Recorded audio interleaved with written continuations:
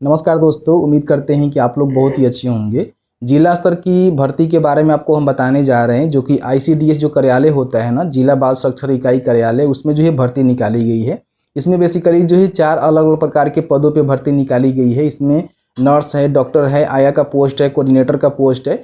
तो जिन भी पोस्ट के लिए अप्लाई करना चाहते हैं, इच्छुक हैं, एलिजिबल हैं, तो अप्लाई कर सकते हैं, क्योंकि इसका जो फॉर्म है ना, उसको भी शुरू कर दिया गया है। और इसमें जो है किसी प्रकार की कोई भी एग्जाम नहीं है और ना ही कोई एप्लीकेशन फ़ी देना है, सीधी भर्ती आपका होने वाला है। तो सभी जानकारी हमने इस वीडियो में कवर किया हुआ है, तो प्लीज़ वीडियो शुरू से अंत तक लेकर जरूर देखेंगे, और वीडियो थोड़ा सा भी अच्छा लगे तो प्लीज़ वीडियो को लाइक जरूर करेंगे। तो चलिए आज का वीडियो शुरू करते हैं। तो जैसे कि देख सकते हैं कि मेरे पास जो एक ऑफिशियल नोटिफिकेशन है, जो कि मुंगेर के द्वारा इसको जारी किया गया है। और मुंगेर में जो बाल संरक्षण इकाई का कार्यालय है ना, उसमें यहाँ पे भर्ती निकाली गई है। तो इसमें हम सबसे पहले पोस्ट रिगार्डिंग बात कर लेते हैं कि कौन कौन सा पोस्ट है, क्वालिफिकेशन क्या है, कितना सैलरी मिलेगा, एज लिमिट क्या है। फिर बताएंगे कैसे जो है आपको फॉर्म को भरना है। सबसे पहले आप यहाँ पे देखेंगे तो यहाँ पे जो है कोऑर्डिनेटर का पोस्ट रखा गया है, जो कि एक ही पोस्ट यहाँ पे है, वो भी फीमेल के लिए रिजर्व रखा गया है। कोई मेल यहाँ पे इस फॉर्म को नहीं भर सकता है, ठीक है। बाकी हम क्वालिफ़िकेशन की बात करें तो अगर आपने सोशल वर्क या फिर सोशोलॉजी, साइकोलॉजी, लॉ में बैचलर कर लिया हुआ है तो आप यहाँ पे फॉर्म को भर सकते हैं। या फिर आप एनी अदर सोशल साइंस में आपने ग्रेजुएशन या फिर डिप्लोमा, ग्रेजुएशन के साथ डिप्लोमा किया हुआ है तो भी आप यहाँ पे फॉर्म को भर सकते हैं। और कम से कम जो है 2 साल का अनुभव आपके पास होनी चाहिए डेवलपमेंट सेक्टर में, ठीक है।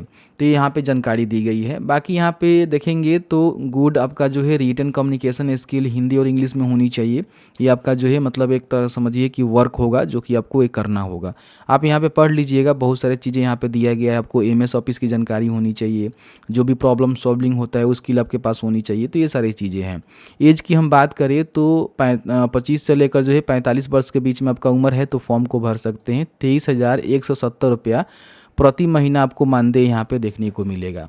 फिर यहाँ पे आया का पोस्ट है, एक ही पोस्ट यहाँ पे है, मेल फीमेल दोनों जो है आवेदन यहाँ पे कर सकते हैं। इसमें अगर आपने केवल 12वीं या फिर 10वीं या फिर 8वीं पास किया हुआ है तो आप यहाँ पे आवेदन कर सकते हैं। थोड़ा बहुत पढ़े लिखे हैं तो आप यहाँ पे आवेदन करेंगे। बाकी यहाँ पे आपका जो काम करने का जो तरीका है ना, वो बहुत ही अच्छा होनी चाहिए, क्योंकि जो भी चिल्ड्रंस होते हैं उनके मतलब एक सर्कल में ही काम करना होगा। तो जो भी डिफ़िकल्टी है वो आपको हैंडल करना, और जो भी बच्चे हैं उनसे मतलब एक तरह से माहौल बनाकर आपको रहना होगा, ठीक है। बाकी यहाँ पे देखेंगे तो 20 से जो है 45 साल के बीच में आपका उम्र होनी चाहिए। 7,944 रुपये आपको देखने को मिलेगा। बाकी नर्स का भी पोस्ट है। अगर आपने इंटरमीडिएट या फिर डिप्लोमा किया हुआ है नर्सिंग, और गवर्नमेंट या फिर Indian nursing council recognised nursing institute से, और 1 साल का जो है आपके पास अनुभव है हॉस्पिटल या फिर हेल्थ फैसिलिटी में, तो आप यहाँ पे आवेदन कर सकते हैं, ठीक है। बाकी देखेंगे तो आपका जो उम्र है ना 45 वर्ष तक होनी चाहिए। 11,916 रुपये आपको जो है यहाँ पे सैलरी प्रति महीना देखने को मिलेगा। फिर यहाँ पे डॉक्टर का पोस्ट है, जो कि पार्ट टाइम डॉक्टर रहेंगे, हमेशा तो उनको काम करना नहीं है, जब भी जरूरत पड़ेगा तब उनको जाना है। एक पदों पे जो है आपका भर्ती आया हुआ है। अगर आपने MBBS किया हुआ है तो आप यहाँ पे फॉर्म को भर सकते हैं। 9,930 रुपये आपको देखने को मिलेगा। अब यहाँ पे हम बात कर लेते हैं कि अगर आप इच्छुक हैं, योग्य हैं, फॉर्म भरना चाहते हैं तो कैसे जो है फॉर्म को भर सकते हैं। देखिए, फॉर्म भरने के लिए जो है आपको ऑफलाइन तरीका दिया गया है। ऑफलाइन में जो है फॉर्म को भरना है, और इसको जो है देख सकते हैं कि यहाँ बताया गया है कि जो भी रजिस्टर पोस्ट होता है या फिर स्पीड पोस्ट होता है, उसके माध्यम से 22/8/2024 तक भेज देना है, ठीक है। कहाँ भेजना है तो यहाँ पे इनका जो एड्रेस है दिया गया है, इस एड्रेस को आप नोट डाउन कर लीजिएगा। इसी पते पे आपको भेजना है।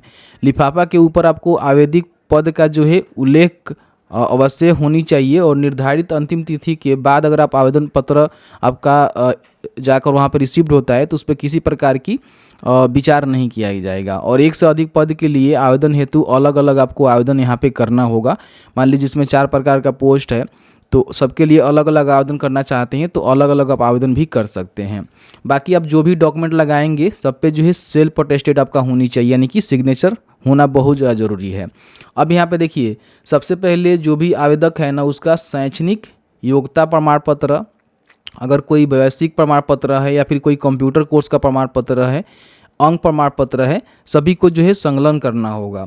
फिर यहाँ पे जो है नवीनतम जो आपका रंगीन तस्वीर है जो कि पासपोर्ट साइज होनी चाहिए, वो आवेदन पत्र में चिपकाकर उस पर आपको सिग्नेचर करना होगा, ठीक है। और कार्य अनुभव रहने की स्थिति में पिछले नियोक्ताओं से निर्गत अनुभव प्रमाण पत्र की भी छाया प्रति आपको लगाकर उस पर भी सेल्फ अटेस्टेड करना होगा। फिर यहाँ पे जन्म प्रमाण पत्र जो कि मैट्रिकुलेशन प्रमाण पत्र लगा सकते हैं उन अभ्यर्थियों के मामले में जो मैट्रिक पास हैं और उच्च शैक्षिक योग्यता रखते हैं। मैट्रिकुलेशन के नीचे के उम्मीदवार के मामले में स्कूल छोड़ने का प्रमाण पत्र जहां स्कूल के अधिकारियों द्वारा जन्म तिथि का उल्लेख किया गया हो, ठीक है। तो ये जो है जन्म प्रमाण पत्र में आप डॉक्यूमेंट लगा सकते हैं। बाकी इनका जो भी फॉर्मेट है, फॉर्म है, वो इनके ऑफिशियल पोर्टल से डाउनलोड कर सकते हैं। बताएंगे कैसे जो है फॉर्म को डाउनलोड करना है। बाकी बताया गया है कि आवेदन पत्र के साथ 2 निबंधित डाक टिकट सट्टा लिफाफा संकलन करना यहाँ पे आवश्यक होगा, यानी कि जो डाक टिकट होता है ना, 2 यहाँ पे आपको चिपकाना होगा और उनके बिना आगे की सूचना नहीं दी जाएगी। बाकी बताया गया है कि उम्मीदवार द्वारा आवेदन पत्र में गलत तथ्य या गलत प्रमाण देने पर उनका नियोजन कभी भी रद्द कर दिया जा सकता है।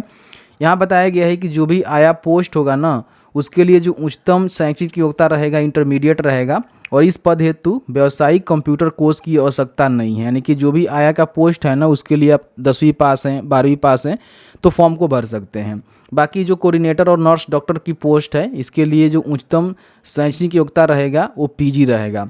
अभ्यर्थियों को इंटरव्यू में भाग लेना अनिवार्य होगा, अन्यथा आवेदन निरस्त कर दिया जाएगा। इसमें जो है इंटरव्यू के बेसिस से आपका सिलेक्शन होगा, तो आपको जो इंटरव्यू में भाग लेना जरूरी है।